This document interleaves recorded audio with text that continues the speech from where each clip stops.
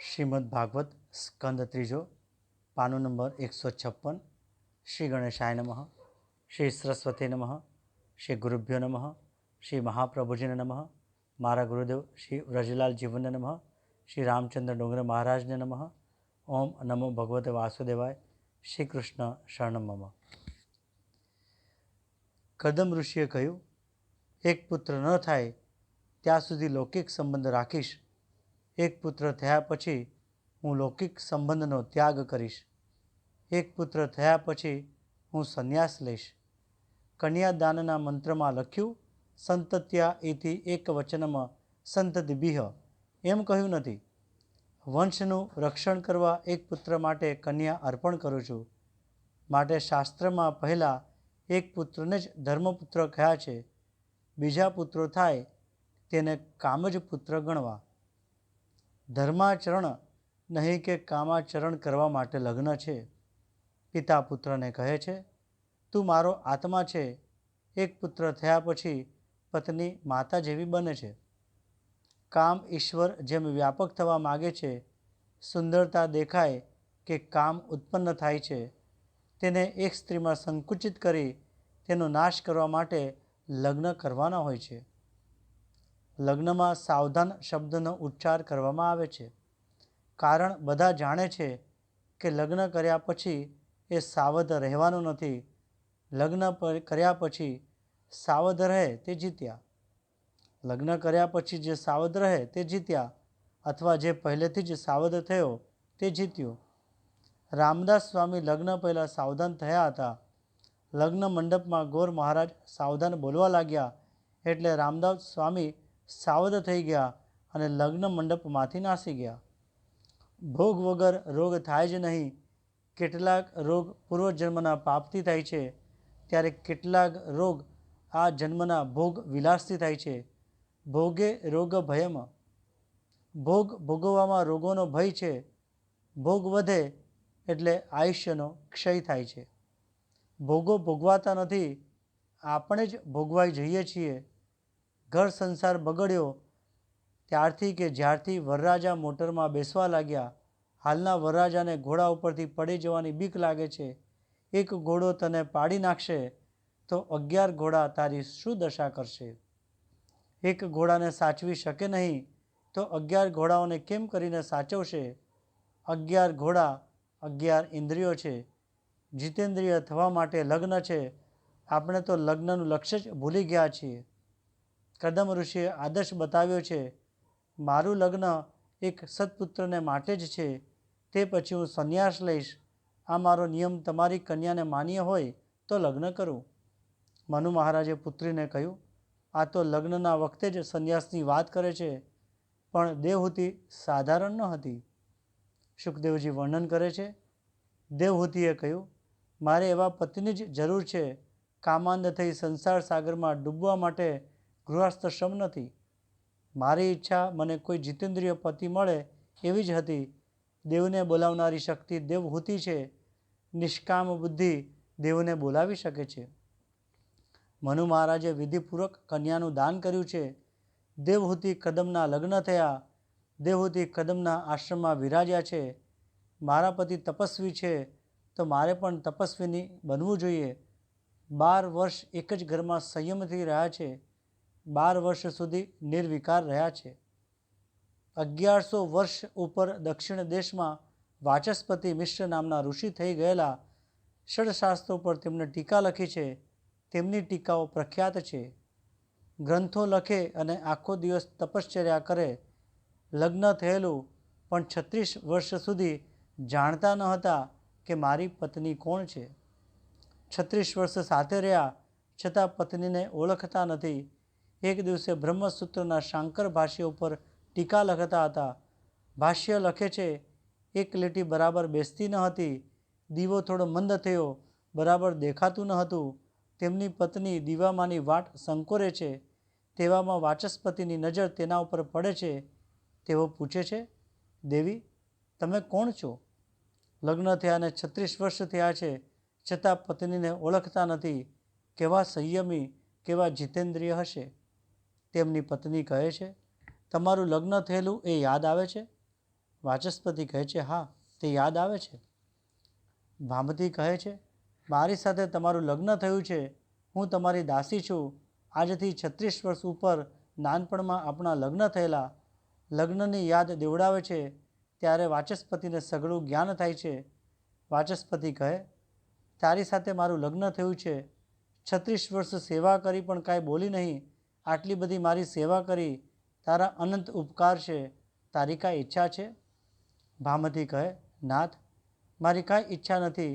આપ જગતના કલ્યાણ માટે શાસ્ત્રોની ટીકાઓ રચો છો અને આપની સેવા કરી હું કૃતાર્થ થઈ છું. તમારી સેવા કરતાં કરતાં મારો દેહ પડો. વાચસ્પતિનું હૃદય ભરાયું. કાંઈક માગવા કહ્યું છતાં પત્નીએ કાંઈ માગ્યું નહીં. વાચસ્પતિ કહે, દેવી, આપનું નામ? ભામતી કહે, આ દાસીને બધા ભામતી કહે છે. વાચસ્પતિ કહે, શાંકર ભાષ્ય ઉપર હું જે ટીકા લખી રહ્યો છું તેનું નામ ભામતી ટીકા રહેશે. ટીકાને નામ આપ્યું ભામતી ટીકા. આજે પણ એ ટીકા ભામતી ટીકાના નામે ઓળખાય છે. આવો હતો ભારત વર્ષ. એક ઘરમાં 36 વર્ષો સંયમથી રહ્યા આવા પુરુષોને જ્ઞાન મળે છે. બાકી કાંઈ જ્ઞાન બજારમાં મળતું નથી. પુસ્તકોથી આજકાલ જ્ઞાનનો પ્રચાર બહુ થાય છે, પણ કોઈના મસ્તકમાં વધારે જ્ઞાન જોવામાં આવતું નથી. પૂર્ણ સંયમ વિના જ્ઞાન આવે નહીં. પૂર્ણ સંયમ વિના પરમાત્મા પ્રગટ થાય નહીં. એક ઘરમાં રહેવા છતાં કદમ દેહુથી 12 વર્ષ સુધી સંયમ પાળે છે. એક ઘરમાં રહીને વાચસ્પતિ ભામતી 36 વર્ષો સુધી સંયમ પાળે છે. ત્યારે આજનો માનવી 36 કલાક પણ સંયમ રાખી શકતો નથી. કરદમ એ જીવાત્મા છે. દેવહૂતિ એ બુદ્ધિ છે. દેવહૂતિ એ દેવને બોલાવનારી નિષ્કામ બુદ્ધિ. એક દિવસ કદમ ઋષિનું હૃદય ભરાયું. દેવહૂતિનું શરીર બહુ દુર્બળ થયું છે. મારી સેવા કરતાં શરીર સૂકવી નાખ્યું. દેવહૂતિને કહ્યું, કાંઈ વરદાન માગ. દેવી, તમે માગો, તમે માગશો તે આપવા તૈયાર છું. દેવહૂતિ કહે છે, તમારા જેવા જ્ઞાની પતિ મળ્યા તે જ વરદાન. હું પૂજા કરી એટલું જ માગું છું કે મારું સૌભાગ્ય અખંડ રહે. પેટ પહેલું કે પેટ જેણે આપ્યું છે તે પરમાત્મા પહેલાં. સ્ત્રીનો ધર્મ છે કે રોજ તુલસી અને પાર્વતીજીની પૂજા કરે. આજકાલ બહેનો તુલસીની પૂજા તો કરે છે, પણ પેટમાં ચા નાસ્તો નાખ્યા પછી. કદમ કહે છે, ના ના, આજ કંઈક માગ. બહુ આગ્રહ કર્યો એટલે દેવહૂતિએ કહ્યું છે, મારી પાસે આપે પ્રતિજ્ઞા કરી હતી કે એક બાળક થાય પછી સંન્યાસ લઈશ. ઈચ્છા હોય તો બાળકનું દાન કરો. મનુષ્યના શરીરની રચના એવી છે કે તે મર્યાદિત જ ભોગ ભોગવી શકે. મનુષ્ય અમર્યાદિત ભોગો ભોગવવા જાય તો રોગી બને છે. માટે હું તને દિવ્ય શરીર અર્પણ કરીશ. દેવહૂતિ સરસ્વતીના કિનારે સ્નાન કરવા ગયા છે. સરસ્વતીમાંથી અનેક દાસીઓ નીકળી છે. દેવહૂતિએ સ્નાન કર્યું. કાયા બદલે છે. સંકલ્પથી કદમ ઋષિએ વિમાન બનાવ્યું. દેવહૂતિ કદમ વિમાનમાં બેઠા છે. કથામાં શાંત અને કરુણ રસ પ્રધાન છે. શૃંગાર અને હાસ્યરસ ગૌણ છે. કથામાં શૃંગાર રસનું વર્ણન કરવાની મહાત્માઓએ આજ્ઞા આપી નથી. શ્રોતાઓને સંસારના વિષયો પ્રત્યે અરુચિ ન થાય અને ઈશ્વર પ્રત્યે પ્રેમ જાગે એ લક્ષ્યમાં રાખી વક્તા કથા કરે છે.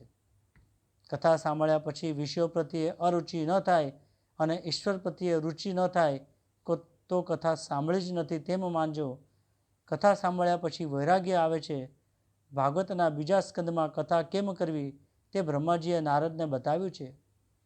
આ 100 વર્ષમાં કદમ દેવહૂતિને ત્યાં એક પણ પુત્ર થયો નહીં. 9 કન્યાઓ થઈ. 9 કન્યાઓનો બાપ થાય તેને કપિલ આવે છે. જેને ઘેર 9 છોકરીઓ થાય તેને જ્ઞાન મળે છે. 9 કન્યાઓ એટલે નવધા ભક્તિ. એટલે કે નવધા ભક્તિ વગર જ્ઞાન ન મળે. સામાન્ય અર્થ કરીએ તો 9 કન્યાઓના પિતાને એક એકને પરણાવવા પછી અક્કલ ઠેકાણે આવે છે કે મેં આ શું કર્યું. નવધા ભક્તિ ન આવે ત્યાં સુધી કપિલ એટલે કે જ્ઞાન ન આવે. નવધા ભક્તિ એટલે કે પહેલી શ્રવણ, બીજું કીર્તન, ત્રીજું સ્મરણ, ચોથું પાદ સેવન, પાંચમું અર્યન, છઠ્ઠું વંદન, સાતમું દાસ્ય, આઠમું સખ્ય અને નવમું આત્મનિવેદન. નવધા ભક્તિ સિદ્ધ થયા પછી કપિલ ભગવાન આવે છે. ભક્તિ જ જ્ઞાન રૂપે પરિણમે છે. ભક્તિની ઉત્તરાવસ્થા એ જ જ્ઞાન છે. અપરોક્ષ જ્ઞાનની પૂર્વાવસ્થા એ જ ભક્તિ છે. ભક્તિ પછી જ્ઞાન આવે છે. ભક્તિ એ જ્ઞાનની માતા છે. નવદા ભક્તિ જેની સિદ્ધ ન થાય તેને જ્ઞાન મળતું નથી. ભક્તિ દ્વારા જ્ઞાન મળે છે. ભક્તિ જ્ઞાનાય કલ્પતે. તત્વદ્રષ્ટિએ છેવટે જ્ઞાન અને ભક્તિમાં અંતર નથી. ભક્તિમાં પહેલાં દાસોહમ અને પછી સોહમ થાય છે. 9 કન્યાઓના જન્મ પછી કદમ સંન્યાસ લેવા તૈયાર થયા. એક દિવસ કદમને થયું, આ વિલાસી જીવનનો અંત આવે તો સારો. સત્વગ્રધાના બ્રાહ્મણ વૈશ્ય વિલાસી જીવન ગાળે તો ચાલે, પણ બ્રાહ્મણને એ શોભે નહીં. એકાંતમાં બેસી હું તપ કરું. દેવહૂતિએ કહ્યું કે હું પણ ત્યાગ કરવા તૈયાર છું. લગ્ન એટલે તન 2 પણ મન 1. દેવહૂતિ કહે છે, નાથ, આપે વચન આપેલું છે કે એક પુત્રના જન્મ પછી હું સંન્યાસ લઈશ, તો હજુ પુત્રનો જન્મ થયો નથી. વળી આ 9 કન્યાઓ અને મારી દેખરેખ સંભાળ કોણ રાખશે? આ પલટણ ઊભી કરી છે તેને ઠેકાણે પાડજો અને પછી સંન્યાસ લેજો. શુકદેવજી વર્ણન કરે છે, કરદમ દેવહૂતિએ વિકારનો ત્યાગ કર્યો. અનેક વર્ષો સુધી પરમાત્માનું આરાધન કર્યું. તે પછી દેવહૂતિના ગર્ભમાં સાક્ષાત નારાયણ પધાર્યા છે. 9 માસ પરિપૂર્ણ થયા છે. યોગીઓના અને સાધુઓના આચાર્ય પ્રગટ થવાના છે. બ્રહ્માદિ દેવો કદમ ઋષિના આશ્રમમાં આવ્યા છે. બ્રહ્માજીએ કદમને કહ્યું, તમારો ગૃહસ્થશ્રમ સફળ થયો છે. તમે જગત પિતાના પણ પિતા બન્યા છો. તે દિવ્ય જ્ઞાનનો ઉપદેશ જગતને કરશે. જીવ ભગવાનને માટે આતુર થાય છે ત્યારે ભગવાનનો અવતાર થાય છે. આતુરતાથી અવતાર. આતુરતાથી ભગવાન દર્શન થાય છે. કદમ અને દેવહૂતિની તપશ્ચર્યા અને આતુરતાથી ભગવાન તેમને ત્યાં પુત્ર રૂપે અવતર્યા. યોગીઓ યોગથી બ્રહ્મના દર્શન કરી શકે છે, પણ સંસારી લોકો શુદ્ધ ભક્તિથી ભગવાનને પુત્ર રૂપે પ્રાપ્ત કરી શકે છે અને ભગવાનને રમાડી શકે છે. કપિલ ભગવાનનો જન્મ થયો છે. દેવહૂતિ કહે છે, હવે તમે ગૃહસ્થશ્રમનો ત્યાગ કરી શકો છો. કરદમ કહે છે, આ 9 કન્યાની મને ચિંતા થાય છે. એક પતિ પત્ની હતા. પતિને પ્રભુ પર દૃઢ શ્રદ્ધા નહીં. પત્નીએ કાળા કપડાં પહેર્યા છે. પતિએ કારણ પૂછ્યું. પત્ની કહે, તમારી દ્રષ્ટિથી ભગવાન નથી એટલે મેં કાળા કપડાં પહેર્યા છે. મહાભારતમાં કથા છે, ભીષ્મે પ્રતિજ્ઞા કરી છે, આવતીકાલે અર્જુનને મારીશ. ભીષ્માચાર્યની પ્રતિજ્ઞા વ્યર્થ થાય નહીં. પાંડવ સેનામાં હાહાકાર મચે છે. અર્જુન રોજના નિયમ પ્રમાણે ભગવત ચિંતન કરતા સૂતા છે. ચિંતા થઈ શ્રી કૃષ્ણને, આવતીકાલે મારા અર્જુનનું શું થશે? અર્જુનને જોવા આવ્યા છે. પ્રભુએ અર્જુનને જગાડ્યો છે. તને નિંદ્રા કેમ આવે છે? અર્જુન કહે, મારા માટે તમે જાગો છો, તેથી મારે શું ચિંતા હોય? મેં મારું કર્તવ્ય કર્યું છે. હવે તમારે તમારું કાર્ય કરવાનું છે. મનુષ્યનું કર્તવ્ય છે અનન્ય શરણાગતિ. મને મારશે તો જગતમાં શ્રી કૃષ્ણની અપકીર્તિ થશે. કરદમે કહ્યું, 9 કન્યાઓની મને ચિંતા છે. બ્રહ્મા કહે, તમે ચિંતા શા માટે કરો છો? તમારા ઘેર પ્રભુ પધાર્યા છે. તમે ચિંતા ન કરો, પણ મારા પ્રભુનું ચિંતન કરો. વલ્લભાચાર્યજીએ કહ્યું છે, ચિંતા કાપીના કાર્યા. વૈષ્ણવ સેવા સ્મરણ કરતાં તન્મય બને છે, એની ચિંતા ઠાકોરજીને હોય છે. બ્રહ્મા 9 ઋષિઓને સાથે લાવેલા. એક એક ઋષિને એક એક કન્યા આપી છે. અત્રિને અનસૂયા આપી, વસિષ્ઠને અરુંધતી આપી, વગેરે વગેરે. કરદમ ઋષિએ વિચાર કર્યો કે માથે બોજો હતો તે ઉતરી ગયો. કરદમ કપિલ પાસે આવ્યા છે. મારે હવે સંન્યાસ લેવો છે. સંન્યાસનો અર્થ છે પરમાત્માના દર્શન. પરમાત્માના દર્શન માટે સર્વ સુખનો ત્યાગ, એનું નામ સંન્યાસ. કામાનામ કર્મણામ ન્યાસમ સંન્યાસમ વિદુહ. કેવળ ઈશ્વર માટે જીવે તે સંન્યાસી છે. કપિલે કહ્યું, આપની ઈચ્છા સુંદર છે. સંન્યાસ લીધા પછી કોઈ પ્રકારની ચિંતા કરશો નહીં. તમારું જીવન ઈશ્વરને અર્પણ કરો. 2 પ્રકારની મુક્તિ છે. કૈવલ્ય મુક્તિ એટલે કે કૈવલ્ય મુક્તિમાં જીવ ઈશ્વરમાં લીન થાય છે. જીવ ઈશ્વર એક બને છે. ભાગવતી મુક્તિ એટલે કે ભાગવતી મુક્તિમાં જીવ ઈશ્વર સાથે પ્રેમથી એક થાય છે. પણ તેમાં થોડું દ્વૈત રાખી નિત્ય લીલા નિત્ય સેવામાં તે દાખલ થાય છે. કદમ ઋષિએ સંન્યાસ લીધો. પરમાત્માના માટે સંસારના સર્વ સુખનો ત્યાગ એ જ સંન્યાસ. ત્યાગ વગર સંન્યાસ દીપે નહીં. ઘણા પેન્શન ઉપર ઉતર્યા પછી બીજી નોકરી શોધે છે. અરે સરકારે કહ્યું કે તમે હવે નોકરી માટે લાયક નથી, તે પછી બીજી નોકરી શોધવાની હોય નહીં, હવે ભગવાનનું ભજન કરવાનું. સંન્યાસની વિધિ જોતાં પણ વૈરાગ્ય આવે છે. સંન્યાસની ક્રિયામાં વિરજા હોમ કરવો પડે છે. દેવ, બ્રાહ્મણ, સૂર્ય, અગ્નિ આ બધાની સમક્ષ વિરજા હોમ કરવો પડે છે. પછી નદીમાં સ્નાન કરી લંગોટી પણ ફેંકી દઈ નગ્ન અવસ્થામાં બહાર આવવું પડે છે. આદિનારાયણનું ચિંતન કરતાં કરતાં કદમ ઋષિને ભાગવતી મુક્તિ મળી છે. કપિલ ગીતાનો આરંભ થાય છે. આ દિવ્ય પ્રસંગ છે. દીકરો માને ઉપદેશ આપે છે. ભાગવતનું આ અગત્યનું પ્રકરણ છે. તેના 9 અધ્યાય છે. કપિલ ગીતાનો પ્રારંભ અધ્યાય 25થી છે. તેમાં સાંખ્ય શાસ્ત્રનો ઉપદેશ છે. 3 અધ્યાયોમાં પહેલાં વેદાંતનું જ્ઞાન કહ્યું છે, ત્યારબાદ ભક્તિનું વર્ણન કરેલું છે, તે પછી સંસાર ચક્રનું વર્ણન આવે છે. દેવહૂતિએ વિચાર્યું, મને ઋષિએ કહેલું કે આ બાળક માનો ઉદ્ધાર કરવા આવ્યો છે. કપિલ ભગવાનને હું પ્રશ્ન પૂછું તો તેઓ મને જવાબ આપશે. દેવહૂતિ કપિલ ભગવાન પાસે આવ્યા છે. કહ્યું, આપ આજ્ઞા કરો તો મને પ્રશ્ન પૂછવાની ઈચ્છા છે. કપિલ કહે છે, માં, સંકોચ ન રાખો, તમારે જે પૂછવું હોય તે પૂછો. માં દેવહૂતિએ આરંભમાં શરણાગતિ લીધી છે. ઈશ્વરની શરણાગતિ લીધા પછી તેના સિવાય જીવનો ઉદ્ધાર થતો નથી. ગીતામાં અર્જુને પણ પ્રથમ શરણાગતિ લીધી છે. શું કહે છે? ઈશ્વરની શરણાગતિ લીધા સિવાય જીવનો ઉદ્ધાર થતો નથી. ગીતામાં અર્જુને પણ પ્રથમ શરણાગતિ લીધી છે. ભગવાને કહ્યું છે, શિષ્યસ્તેરહ સાધિમામ ત્વામ પ્રપન્નમમ. દેવહૂતિએ પ્રશ્ન કર્યો છે, જગતમાં સાચું સુખ ક્યાં છે? જગતમાં સાચો આનંદ ક્યાં છે તે બતાવો. જે આનંદનો વિનાશ ન થાય તેવો આનંદ બતાવો. નિત્ય આનંદ ક્યાં છે? ઇન્દ્રિયોના લાડ અનેક વખત કર્યા છે, પણ મને શાંતિ મળી નથી. સમય જાય એટલે ખબર પડે કે વિષયોના આનંદમાં સાર નથી. ઇન્દ્રિય માગે તે વિષયો મેં ઇન્દ્રિયને આપ્યા છે, છતાં તૃપ્તિ થઈ નથી. ઇન્દ્રિયો રોજ નવા નવા વિષયો માગે છે. જીવ રસ સુખ તરફ ખેંચે છે. આંખ રૂપના સુખ તરફ ખેંચે છે. ત્વચા સ્પર્શના સુખ તરફ ખેંચે છે. કેટલાક લોકો યાદ રાખે છે કે 2 મહિનાથી ઢોકળા ખાધા નથી. અરે તમે 2 માસથી ઢોકળા ખાધા નથી તે યાદ રાખો છો, પણ આજ સુધીમાં કેટલીક વાર ખાધા તે યાદ રાખતા નથી. ઢોકળા ખવડાવી જીભને રાજી કરીએ તો આંખો ત્રાસ આપે કે 2 માસથી ફિલ્મ જોઈ નથી.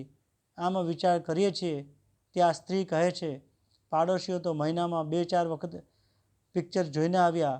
આ નવું ચિત્ર તેઓ ક્યારના જોઈ આવ્યા. આપણે ક્યારે જઈશું? પૈસા ખર્ચીને અંધારામાં બેસે એ સુધર્યા કહેવાય કે બગડ્યા કહેવાય? કેટલા કહે છે, અમે તો ધાર્મિક ફિલ્મ જોઈએ છીએ. ધાર્મિક ચિત્રો પણ ન જોવાય, કારણ કે રામનો પાઠ ભજવનાર ક્યાં રામ હોય છે? રામનો પાઠ ભજવનાર પર સ્ત્રીને કામ ભાવથી જોતો હોય તો તેની ફિલ્મમાં શું જોવું? રામ જેવો કોઈ રામનો પાઠ ભજવે તો અસર થાય. તમે કહેશો કે હું કડક બોલું છું, પણ હું જે જોઉં છું તે કહું છું. વિલાસના ચિત્રો જોવાથી જીવન બહુ બગડે છે. શંકર સ્વામીએ એક જગ્યાએ આ ઇન્દ્રિયોને ચોર કહી છે. ઇન્દ્રિયો ચોર કરતાં પણ બુરી છે. ચોર જેના આધારે હોય તેને ત્યાં તે ચોરી કરતો નથી. ચોર જેના ઘરમાં રહેતો હોય તેને ત્યાં ચોરી કરતો નથી. ત્યારે ઇન્દ્રિયો તો પોતાના પતિ આત્માને જ છેતરે છે, તેને ત્યાંથી ચોરી કરે છે. આ ચોરરૂપી ઇન્દ્રિયોથી હવે મને કંટાળો આવ્યો છે. તો જગતમાં સાચું સુખ, સાચો આનંદ ક્યાં છે તે મને બતાવો, અને તે આનંદ મેળવવાનું સાધન શું છે તે મને બતાવો. આ કથાને અહીં વિરામ આપું છું. કૃષ્ણ અર્પણ.